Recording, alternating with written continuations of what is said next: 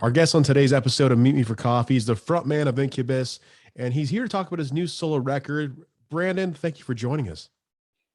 Thank you for having me. And look, I have coffee. Awesome. Is it the Incubus brew coffee? It isn't yet, no, but as soon as I get my batch, I'll let you know how it is. What's yours?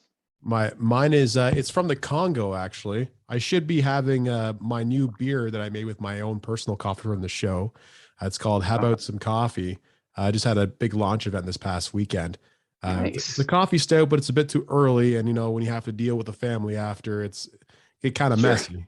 Right. But this one's from the Congo. This brew's from the Congo. I love Nespresso, and this is how I do it. Sometimes I just grab different blends of stuff, and they have some surprise pods, Mm, so it's pretty good. right on. So how do you take your coffee? Is it black? Is it sugar?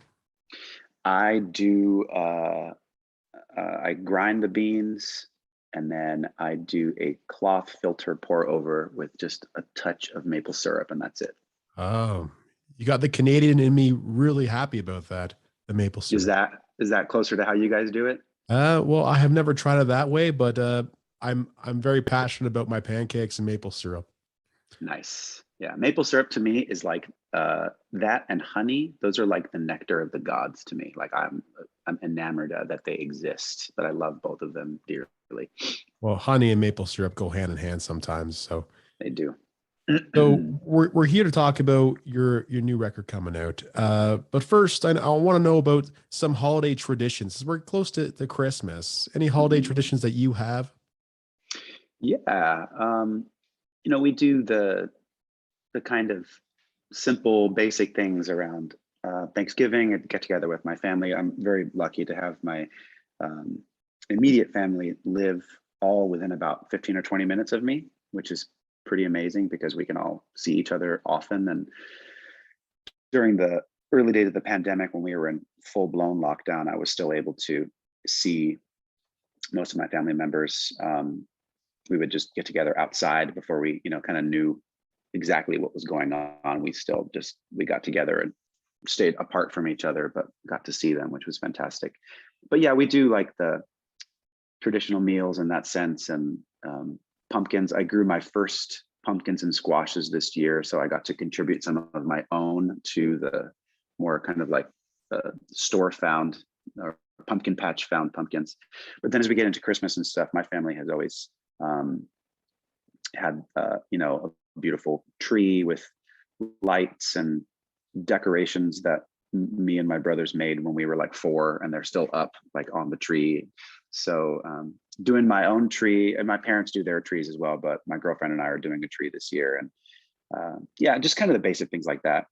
If and when I have kids, I'm looking forward to playing Santa Claus. I also love the possible history, the origin story of Santa Claus. I'm not sure if this myth has drifted up to you guys yet, though you're closer to its origin than we are here in the States. But there is evidence from anthropologists and cultural anthropologists that Santa Claus, the bearded elder in the red and white outfit who gives presents to kids, the origins of it are potentially from Siberian mushroom cults. Have you heard this story? No, but go on. I have your ear.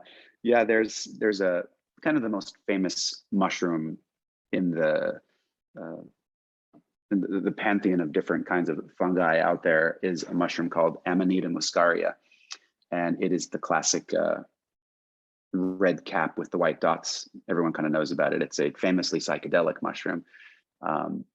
But it native to northern regions around this time of year. And we know through cultural anthropology that there were shamans who would seek out these mushrooms and ingest them and then go into like psychedelic trance states and give out gifts. And then they started to try and emulate the colors of the mushroom, so they would dress as such. And then apparently, and this isn't a proven thing, it's more of a theory, but I find it intriguing that over the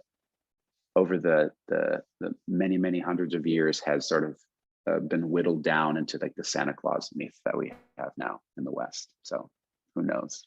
Okay, so that's about like 10 hours of research I'm gonna have to do after the show into the wee early morning hours. I'm sure people are really gonna appreciate me talking about this in a few Very hours. least, it's a good story. Yes, I really appreciate it. Yeah. We talk about music, but I found out that you wanted to go to art school. What a decision to sign a record deal instead of go to art school. You can still do the art. You're a natural artist all the way around. Like you're well rounded. Um, I've always wanted to ask you this because you do make art like on paper or by paint or watercolors. You write it in different forms, whether that be with Incubus, um, and whether it's with your solo project. How do you take the idea in your head and make it come out on that pen and paper form, Mhm. or just vocally? Hmm. It's an interesting question because I don't really have a clear answer as to like why one takes precedent over the other on particular day. Um, I'm more, I kind of follow bursts of inspiration. And what's interesting about painting for me in my experience so far is that when I am painting, uh, there seems to be space in a metaphysical sense for other kinds of creativity to rush in because I usually paint in a quiet room. Sometimes I'll paint and listen to music. Sometimes I'll paint and listen to um, podcasts or intellectual discourses or debates, things like that. They're kind of, it's like soft chatter in the background. Um, but more often than not, I paint in silence. And when I let my mind go quiet, there's space is made available for other things to rush in. So much of the time when I'm painting, melodies will sort of arrive, and I find myself humming these sort of disparate melodies, and those melodies quite often turn into songs.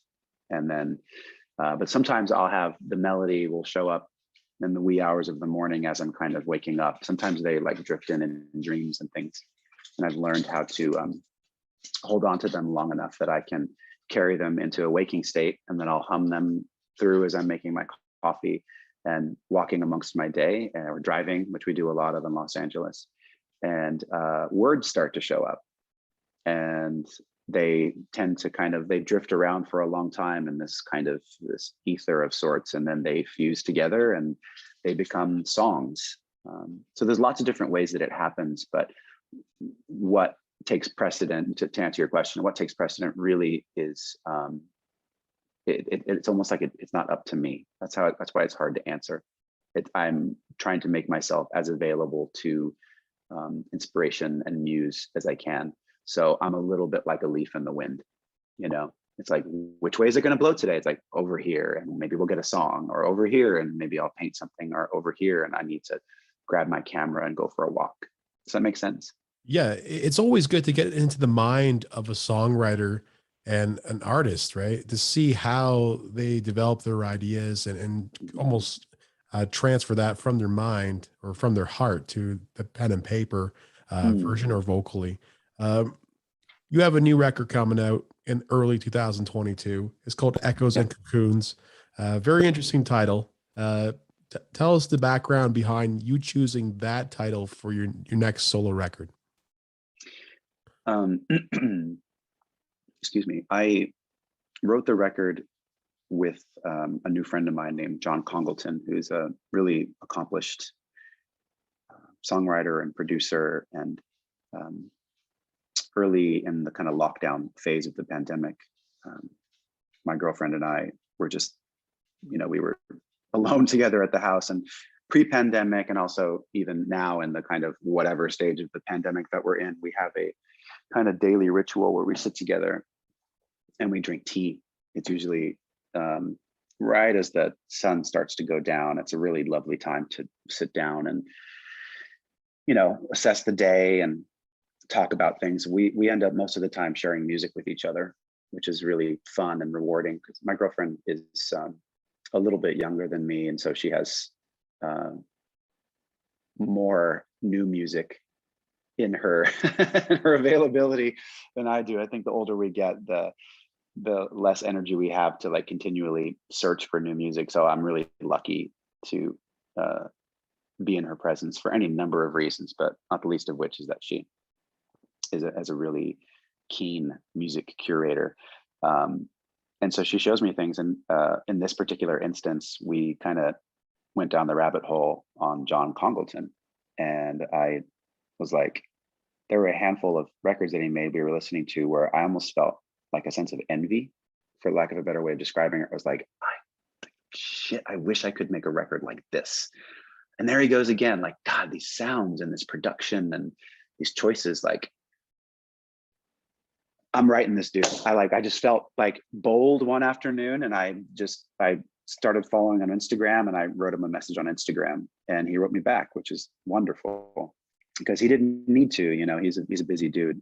And long story short, maybe too late, but we started to send ideas back and forth. And it's funny because we never even actually met in person until after the record was finished. We did the whole thing remotely. And I'd recorded a couple of the tracks at home here. There are 2 covers on the record, which probably won't come out until the whole album comes out. But one of them I'd recorded pre-pandemic. It's called End of the World, and it's a cover from a band called Aphrodite's Child.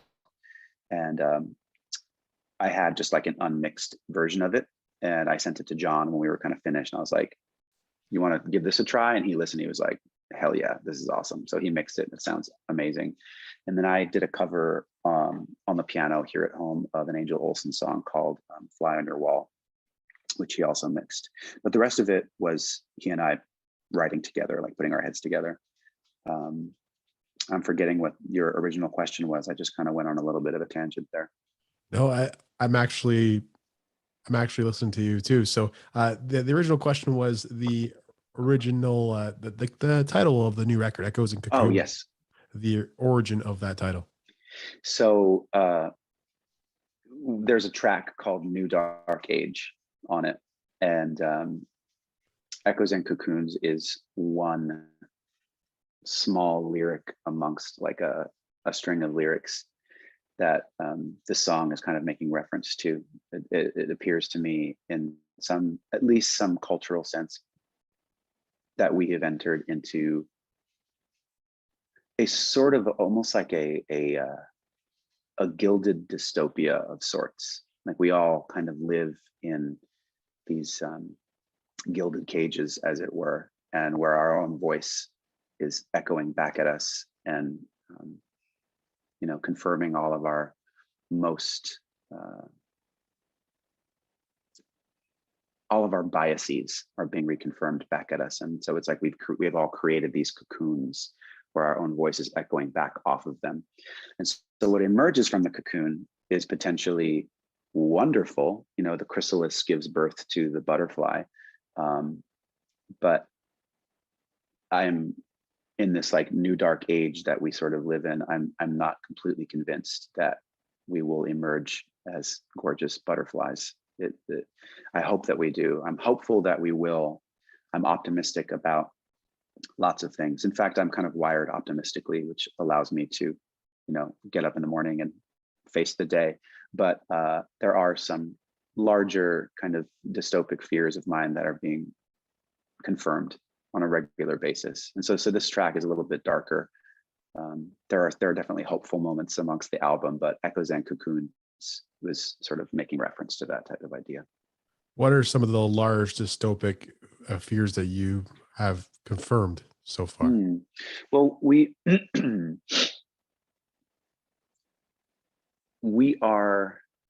great apes, right? For all intents and purposes.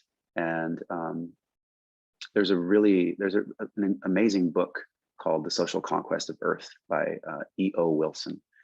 And he talks about some of these things.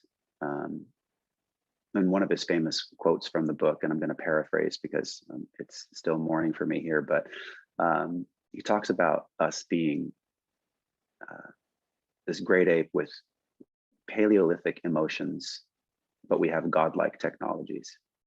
So our technologies are exponential, and they're exponential in their scope, but also in their capacity to what they do to the world. And so we are these great apes running around with these godlike technologies, and that's probably not a great combination. It's incredible what these things can do with these technologies, whether it's social media or the internet. Their capacity to connect us to each other. But the irony is that we've never been more connected in this way, but we are disconnecting in the most important ways. And so the end result of that isn't a good thing from a social or a cultural sphere. So I have hope that we will be able to transcend this moment that we're in, but this moment we're in is very strange, is very, very strange, and it's really tricky. Yeah, absolutely. I see how you think that, because we're disconnected. We're connected online, but we're connected or disconnected physically and Yeah, almost like emotionally. So when you see somebody in person, it's kind of weird, right? it is Now weird. Yeah, it's the opposite now. yeah. But you got the new single on your track on your album, the first that came out, Pocket Knife, um, talks about nightmares, right? Facing your nightmares. Um, Yeah. and then you have a new single coming out next week, I believe. What's that single called? The new single is called Petrichor. Petrichor. Um, yeah, it's for your listeners that aren't familiar with the word, it's the fancy way of describing um, the smell of a first rain. Um, that beautiful, inimitable olfactory experience of when that first rain hits the ground, and the smell that emerges and the way that what it does when it interacts with your body on a biochemical level. That's called petrichor. And where I come from in Los Angeles, California, I was born and raised here. It never really rained much to begin with, and especially now. Like, ironically, today is actually kind of raining here, which is the most beautiful thing. And it reminds me how much of a blessing rain is here in California when we actually get it. So I obviously have a pretty high bias towards rain in that capacity, because we just don't get it very much here. But when it does rain, it's this beautiful symbol to me of it's like a celebration. It's like though a lot of Los Angelinos just basically go crazy and crash their cars when it rains because we don't know how to drive in the rain here. There are some of us who it's almost like it's like this spiritual event. Like, you want to, like, yes, put your head towards the sky, and you can almost feel the trees and the land around you just going like, yes, yes. And it's almost like you want to applaud at this moment. So essentially the song is about that. It's about that in a literal sense, but there's also a deeper metaphor underlying that I'll let the listeners kind of parse out when they hear the song. I've always liked that about Incubus and your work, that it's always deeper than like the name. Sometimes the name of the song is something very abstract, right? It's something that you have to look into. It's something, and the song is about something. It's got different melodies.